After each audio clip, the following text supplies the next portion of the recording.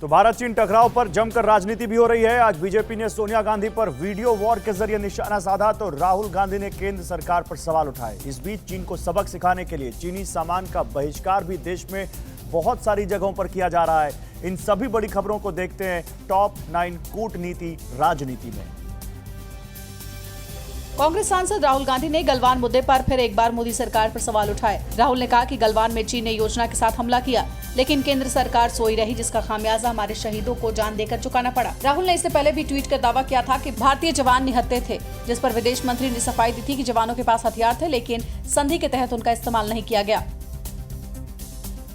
BJP नेता अमित मालविया ने एक वीडियो जारी कर कांग्रेस अध्यक्ष सोनिया गांधी के 2008 में किए गए चीन यात्रा पर सवाल उठाए। उन्होंने आरोप लगाया कि सोनिया गांधी बीजिंग ओलंपिक में चीनी सरकार की पर्सनल गेस्ट थी। मालविया ने कहा, कांग्रेस को जवाब देना चाहिए कि सोनिया गांधी ने किस आधार पर चीनी सरकार की मेहमान नवाजी को स्वीकार किया था।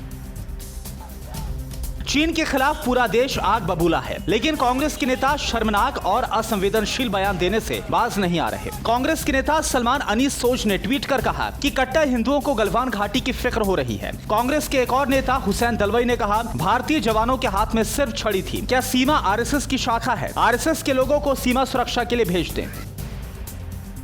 चीन से तनाव के बीच लद्दाख के सांसद जामयांग सेरिंग ने कारगिल के कांग्रेस काउंसलर का पुतला फूंका। उन्होंने कारगिल कांग्रेस की एक चिट्ठी दिखाते हुए दावा किया कि कांग्रेस काउंसलर ने लेह में चीन के घुसपैठ पर खुशी जाहिर की थी।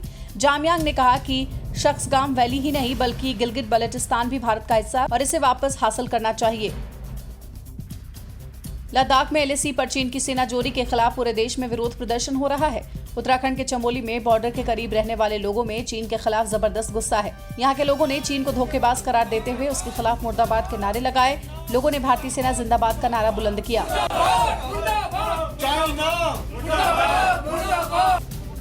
मध्य प्रदेश के बालाघाट में चीनी कंपनी पर मजदूरों का फूटा गुस्सा। सीमा पर हिंसक झड़प के बाद कोरोना के बहाने नौकरी से निकाले जाने से नाराज मजदूरों ने चीनी कंपनी के खिलाफ प्रदर्शन किया।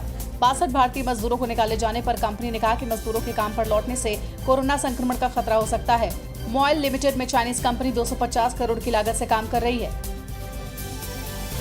चीन की मोबाइल के जरिए जासूसी की आशंका को देखते हुए यूपी सरकार ने मोबाइल फोन से चाइनीज ऐप हटाने का आदेश जारी किया। केंद्रीय गृह मंत्रालय की एडवाइजरी के बाद यूपी एसटीएफ के आईजी अमिताभ यश ने मोबाइल से 52 चाइनीज ऐप को हटाने का आदेश जारी किया। खुफिया एजेंसियों ने मोबाइल ऐप के जरिए जासूसी की आशंका जताई थी। सीमा पर चीन के साथ टकराव के बाद देश में चीनी सामान के बहिष्कार की आवाज बुलंद हो रही है। मुंबई के लोहार शॉल और मनीष मार्केट में चीनी सजावट और इलेक्ट्रॉनिक्स का सामान मिलता है। यहाँ के दुकानदारों का कहना है कि अगर ये सामान भारत में ही बनेगा तो उनके लिए भी आसान होगा, लेकिन काफी पुराना स्टॉक अभी बचा हुआ है। जो नहीं बिका तो काफी नुकसान होगा। दिल्ली के सबसे बड़े साइकिल मार्केट में व्यापारी चीनी सामान के बहिष्कार करने के पक्ष में उनका कहना है कि साइकिल पार्ट्स में 35% तक चीनी सामान का कब्जा है, लेकिन भारतीय सामान की डिमांड बढ़ने पर वो चीनी उपकरण का इस्तेमाल नहीं करेंगे। वहीं बच्चे के खिलौने भी आमतौर पर चीन से ही आते हैं। अब ऐसे चीनी खिलौनों का बहिष्कार किया जाएगा।